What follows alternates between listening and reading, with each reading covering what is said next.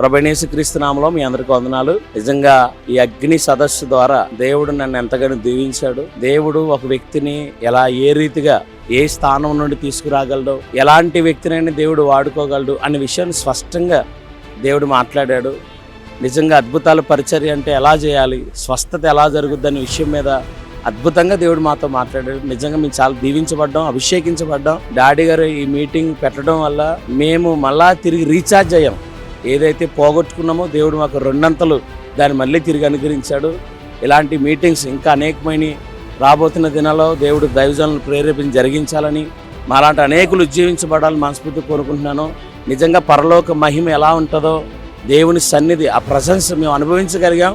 నిజంగా దేవునికి ఎంత కృతజ్ఞతలమై ఉన్నాం. ఈ మీటింగ్ మేము రాకపోయి ఉంటే చాలా పోగొట్టుకునేవాడిని. కానీ దేవుడు నన్ను అభిషేకించాడు. తిరిగి మళ్ళా ఆ దేవుని పరిచర్యలో ఏదైనా చేయొచ్చు, ఆయన ఏమడిగినా చేస్తాడు అనే దాన్ని రూఢిపరిచాడు. అందును బట్టి సమస్త మహిమ దేవునికే చెల్లును గాక.